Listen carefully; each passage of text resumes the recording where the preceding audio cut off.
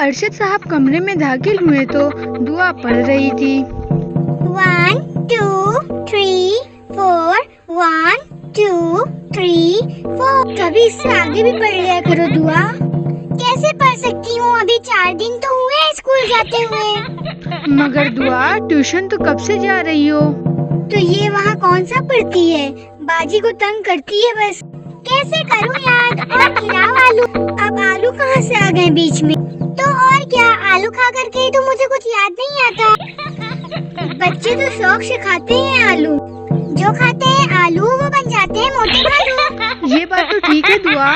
तो कुछ करें पापा जी, मामा को रोके कि वो आलू ना बनाया करें। अच्छा दुआ बेटा, चलो हम लोग गली में वॉक करने चलते हैं, इस तरह हम भालू भी नहीं बनेंगे। बस आलू बनाना ना छोड़ना। दुआ हंसने लगी।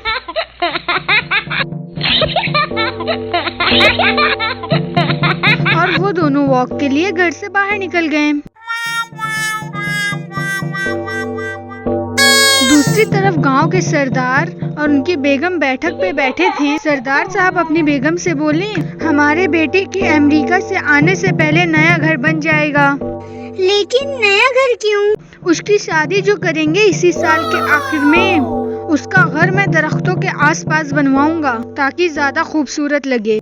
लेकिन सरदार साहब, इसके लिए तो दरख्त काटने पड़ेंगे। तो क्या हुआ, अपना फार्म हाउस बनवाने के लिए भी मैंने बहुत सारे दरख्त कटवा दिए थे। मैं अपने बेटे के लिए ऐसे लड़की ढूंढूंगी जो चुप रहती हो, हर बात मानती हो और जवाब न देती हो। ऐसी लड़की तो आईसीयू में मिलेगी।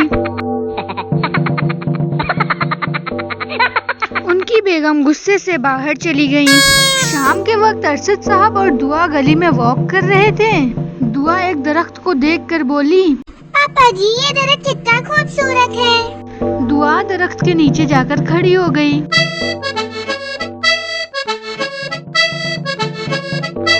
दुआ, ये बरगद का दरख्त तो बहुत पुराना है। दरख्त क्यों जरूरी है पापा जी? क्योंकि ये इंसानों को ताज़ा हवा देते हैं। हवा कैसे देते हैं पापा जी? दरख्तों में कैसे पंख होते हैं? दुआ, इनके पत्ते ही इनके पंख होते हैं। फिर तो हमें ज्यादा से ज्यादा दरख्त लगाने चाहिए। बिल्कुल दुआ बेटी। शाम हो रही है पापा जी, अब हम घर चलते हैं। फिर वो दोनों घर वापस आ गए। अगला दिन शुरू हुआ। अरशद साहब दरख्त के पास खड़े थे, उसके पास अफजल भी खड़ा था। मैं बहुत परेशान हूँ, दिल करता है एक लंबी रस्सी लाकर इस दरख्त के नीचे झूला डालकर झूलूं। लेकिन अफजल भाई, अब तो इस दरख्त की छत भी हमसे छिन जाएगी। क्यों अरशद भाई? सरदार अपने बेटे का घर बनवाने के लिए काट जो देगा इस दरख्त को। बचपन में कितना खेलते थे हम यहाँ। हाँ अरशद भाई, अपना बचपन याद आ गया। फिर वो दोनों नमाज पढ़ने चले गए, जबकि पीछे मौजूद दरख्त आंसू बहाने लगा। अरशद साहब गली से नमाज पढ़कर वापस आ रहे थे। पुराने दरख्त के पास पहुँचे तो उन्हें अपना नाम सुनाई दिया। अरशद, अरशद बेटा। ये आवाज कहाँ से आई? अरशद साहब को शक हुआ कि आवाज दरख्त से आ रही है, तो वो हैरान और परेशान रह गए। तुम्हें हो रहा है मुझ पे शक? जो पहली बार सुना है तुमने बोलते दरख्त को। अरशद साहब को हैरत का झटका लगा। एक दरख्त कैसे बोल सकता है? क्यों नहीं बोल सकता? मैं यहाँ की हर एक बात देख भी रहा हूँ और सुन भी रहा हूँ। हैं? क्या वाकई? हाँ, बोलता भी रहता हूँ, लेकिन इंसान मुझे नहीं सुन सकते। सिर्फ तुम सुन सकते हो, क्योंकि तुम नहीं चाहते हो कि दरख्तों को काटा जाए, या फिर ये तुम चाहते हो कि ये लोग मुझे काट कर जाया कर दे। बिल्कुल नहीं। तो फिर तुम अपने सरदार को मनाते क्यों नहीं कि दरख्त काटना गलत बात होती है? अरे हाँ हजरत, ये बात तो मेरे जहन में क्यों नहीं आई। मैं जरूर कोशिश करूँगा, आप बेफिक्र रहें। अरशद साहब चले गए, जबकि पीछे खड़ा दरख्त खामोशी से पहले की तरह हो गया।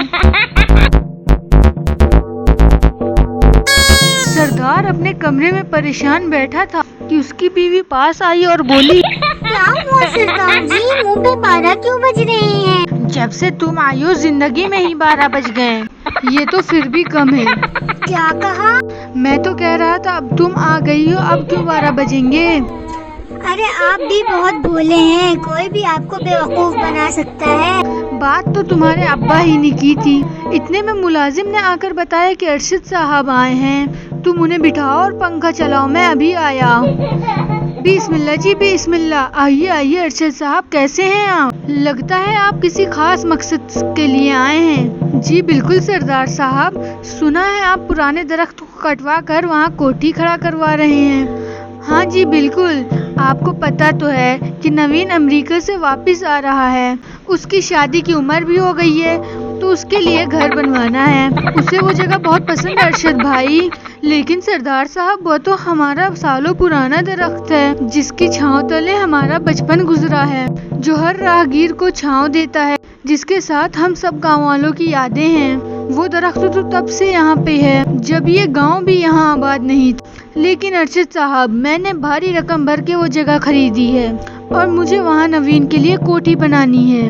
सरदार साहब, गांव में और भी बहुत सारी जगह है जहाँ और भी खूबसूरत घर बन सकते हैं, इस बात पे गौर जरूर कीजिएगा। ये कहकर अरशद साहब वहाँ से चले गए और सरदार साहब सोच में पड़ गए। बरगद के दरख्त के पास सरदार, अरशद साहब और गांव के लोग खड़े थे। प्यारे लोगों, आज के बाद इस गांव का कोई भी दरख्त नहीं काटा जाएगा। इन दरख्तों की वजह से माहौल की खूबसूरती होती है। सरदार तो इस दरख्त को आज ही काटने वाले थे। हाँ, लेकिन मुझे अपनी बजाय आप सबका फायदा भी देखना है। ये सब अरशद साहब की नेक नीयत की वजह से हुआ है।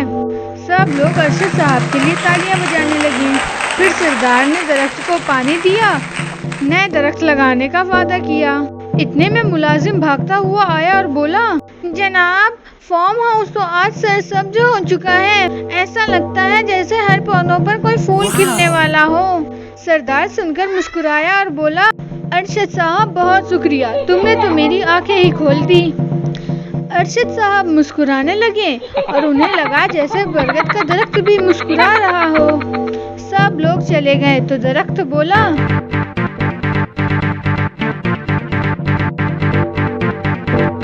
बहुत शुक्रिया प्यारे बेटे। कोई बात नहीं प्यारे दरख्त, ये तो मेरा फर्ज था। फिर बरगद का दरख्त ऐसे खड़ा हो गया जैसे आज तक बोला ही ना हो, और अरशद साहब भी खुशी खुशी घर वापस आ गए। Please subscribe.